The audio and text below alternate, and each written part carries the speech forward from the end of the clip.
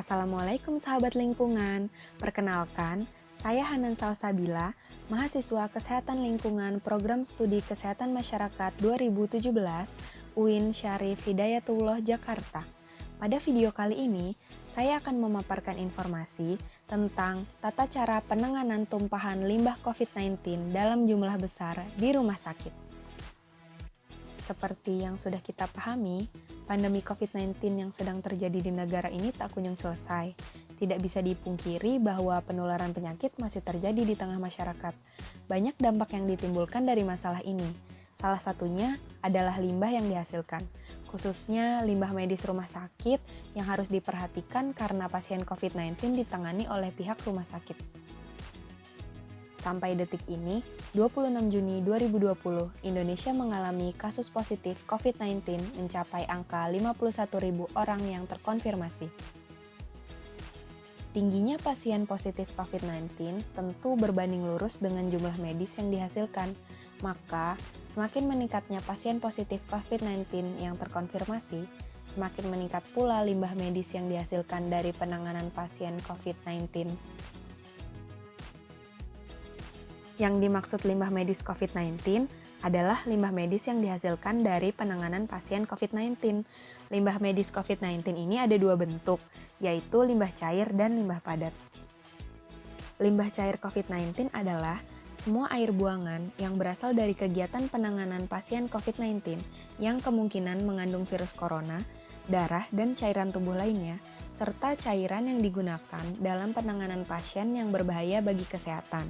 Bersumber dari kegiatan pasien isolasi COVID-19, ruang perawatan, ruang pemeriksaan, ruang laboratorium, dan ruang pencucian.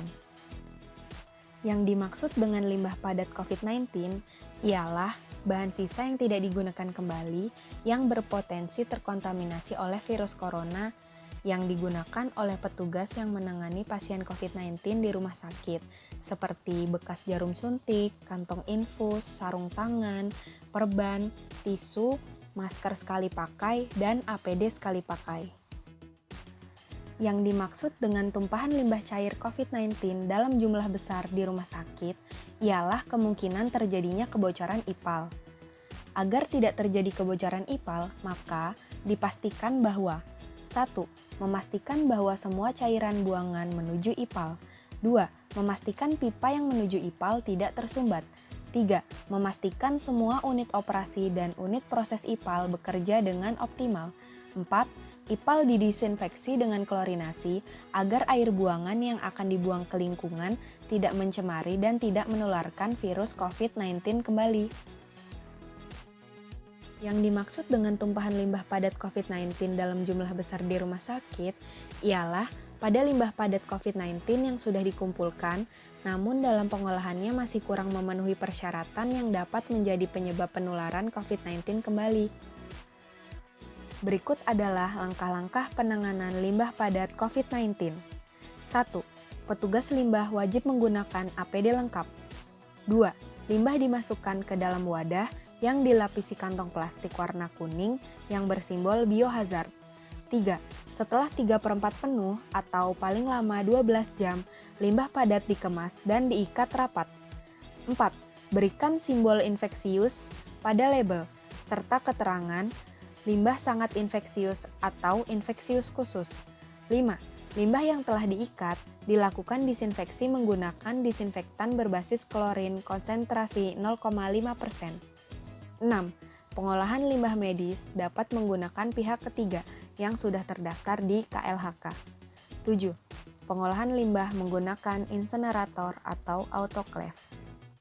Pandemi akan berakhir bukan ketika semua pasien sudah sembuh, melainkan ketika semua limbah medis ini sudah dikelola hingga akhir. Karena jika semua pasien sudah sembuh tetapi limbah medis pengelolaannya belum selesai, maka dari limbah medis ini masih bisa menyebabkan penularan. Mari kurangi penggunaan APD sekali pakai, karena hanya digunakan untuk kebutuhan medis. Gunakanlah masker kain untuk kebutuhan sehari-hari. Tidak lupa selalu mencuci tangan dan mempersiapkan hand sanitizer. Gunakan masker jika ingin keluar rumah. Terapkan social distancing serta physical distancing. Tetap di rumah aja ya, jika tidak ada keperluan mendesak.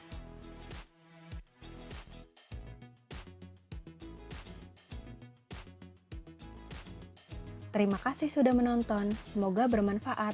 Jangan lupa like, komen, dan subscribe. Wassalamualaikum warahmatullahi wabarakatuh.